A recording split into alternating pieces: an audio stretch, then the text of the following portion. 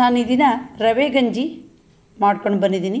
ಇದು ಆರೋಗ್ಯಕ್ಕೆ ತುಂಬ ಒಳ್ಳೆಯದು. ಆರೋಗ್ಯದಲ್ಲಿ ಸ್ವಲ್ಪ ಏರುಪೇರಾದಾಗ, ಜ್ವರ ಬಂದಾಗ, ಅಜೀರ್ಣವಾದಾಗ ಈ ಥರ ರವೆ ಗಂಜಿ ಮಾಡಿಕೊಂಡು ಕುಡಿತಾರೆ, ಬೇಗ ಜೀರ್ಣವಾಗುತ್ತೆ ಅಂತ. ತುಂಬ ವಯಸ್ಸಾದಾಗ ಜೀರ್ಣಕ್ರಿಯೆ ಕಡಿಮೆ ಆಗಿರುತ್ತೆ, ಆವಾಗ ದಿನದಲ್ಲಿ ಒಂದು ಸರಿನಾರು ಈ ಥರ ರವೆ ಗಂಜಿ ಮಾಡಿಕೊಂಡು ಕುಡಿದ್ರೆ ಒಳ್ಳೆಯದು. ಬಾಣಂತಿಯರಿಗೆ ಮೊದಲ 10 ದಿನದಲ್ಲಿ ಈ ಥರ ರವೆ ಗಂಜಿ ಮಾಡಿಕೊಡೋ ಪದ್ಧತಿ ಮಲೆನಾಡಲ್ಲಿ ಇದೆ. ಈ ರವೆ ಗಂಜಿ ಮಾಡೋದು ಸಹಿತ ಬಹಳ ಸಿಂಪಲ್ಲು, ಬೇಗ ಆಗುತ್ತೆ. ನೋಡಿ, ಈಗ ರುಚಿಯಾದ ರವೆ ಗಂಜಿ ಮಾಡೋದು ಹೇಗೆ ಅಂತ ತೋರಿಸ್ತೀನಿ, ಬನ್ನಿ ವಿಡಿಯೋ ನೋಡೋಣ. ಒಲೆ ಮೇಲೆ ಒಂದು ಬಾಣಲೆ ಇಟ್ಟಿದ್ದೀನಿ, ಅರ್ಧ ಸ್ಪೂನ್ ತುಪ್ಪ ಹಾಕ್ತೀನಿ. ಈಗ ಪರಿಮಳಕ್ಕೆ ಲವಂಗ ಹಾಕ್ತೀನಿ, ಹಾಗೆ 1 ಸೌಟು ತುಂಬ ಪೇಣಿ ರವೆ ಹಾಕಿದ್ದೀನಿ. ಪರಿಮಳಕ್ಕೆ ಏಲಕ್ಕಿ ಪುಡಿ ಹಾಕಿದ್ದೀನಿ. ಈಗ ಚೆನ್ನಾಗಿ ಘಮ ಘಮ ಆಗೋವರೆಗೆ ರವೆನ ಹುರಿಬೇಕು. ಇಲ್ಲಿ ಪೇಣಿ ರವೆನೇ ತಗೊಬೇಕು, ದೊಡ್ಡ ರವೆ ತಗೊಂಡ್ರೆ ಚೆನ್ನಾಗಾಗೋಲ್ಲ. ನೋಡಿ, ಈಗ ಪರಿಮಳ ಬಂದಾಯಿತು, ಗ್ಯಾಸ್ ಆಫ್ ಮಾಡೋಣ. ಒಲೆ ಮೇಲೆ ಪಾತ್ರೆ ಇಟ್ಟಿದ್ದೀನಿ, 1 ಲೋಟದಷ್ಟು ನೀರು ಹಾಕಿದ್ದೀನಿ.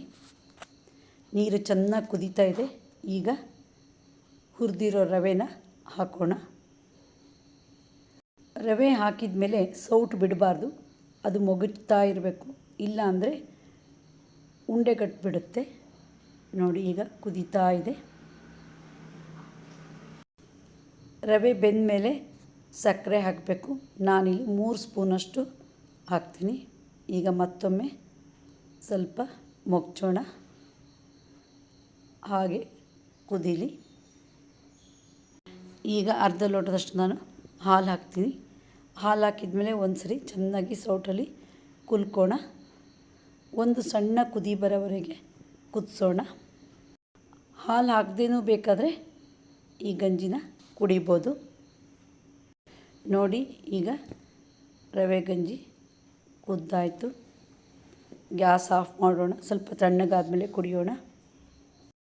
ಎಲ್ಲಾದರೂ ಜರ್ನಿ ಮಾಡಬೇಕಾದ್ರೆ ಕೆಲವರಿಗೆ ತಿಂಡಿ ತಿಂದರೆ ಆಗಲ್ಲ, ಆವಾಗ ಈ ಥರ ರವೆ ಗಂಜಿ ಮಾಡಿ ಕುಡ್ಕೊಂಡು ಹೋಗ್ಬೋದು. ನೋಡಿದ್ರಲ್ಲ ರುಚಿಯಾದ ರವೆ ಗಂಜಿ ಮಾಡೋದು ಹೇಗೆ ಅಂತ. ನೀವು ಒಮ್ಮೆ ಟ್ರೈ ಮಾಡಿ ಇದರ ರುಚಿ ಸವಿಯಿರಿ. ನಿಮಗೆ ಈ ವಿಡಿಯೋ ಇಷ್ಟ ಆದರೆ ಲೈಕ್ ಮಾಡಿ, ಶೇರ್ ಮಾಡಿ, ಸಬ್ಸ್ಕ್ರೈಬ್ ಮಾಡಿ. ಧನ್ಯವಾದಗಳು.